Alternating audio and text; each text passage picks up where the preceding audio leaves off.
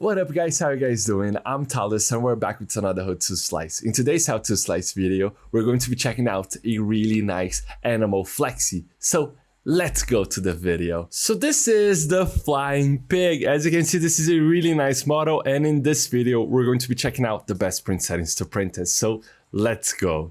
So as you can see, this is a really nice model. As you can see, it's got a really nice button right here. Once you press, the wings go flying. This is kind of a articulated model, as you can see, and it's got a mechanism, so it makes sure that the mechanism makes the pig fly. So it is fantastic. So let's take a look.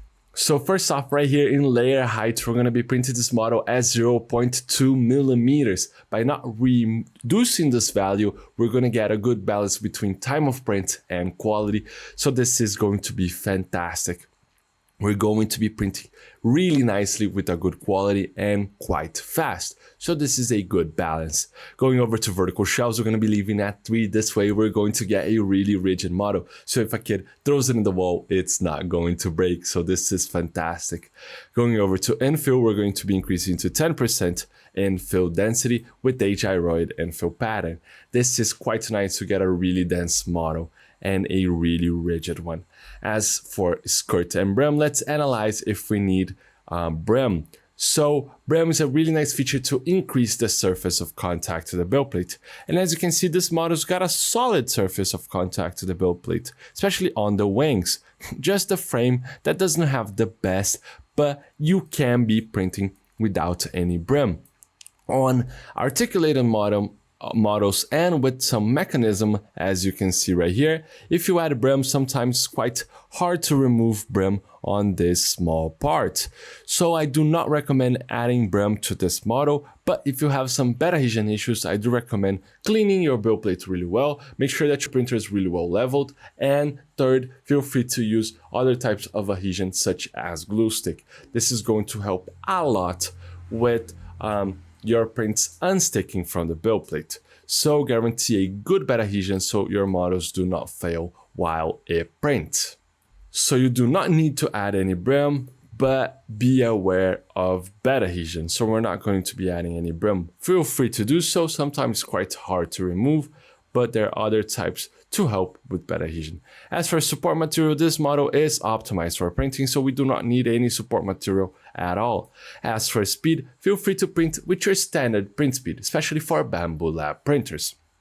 As you can see right here, printers vary, so the speed is going to vary. There's no right or wrong or a correct speed, but there's a recommendation. Always slow. It's better to print slow one time than trying to print really fast and then failing multiple times. So print slow. Right here on the first layer speed, I have reduced from 30 millimeters to 20 millimeters a second. The first layer is crucial because all of the other layers are going to go on top of this one, so guarantee a good first layer. So this is fantastic. Now we are ready to slice. So as you can see, we have sliced and this looks quite nice.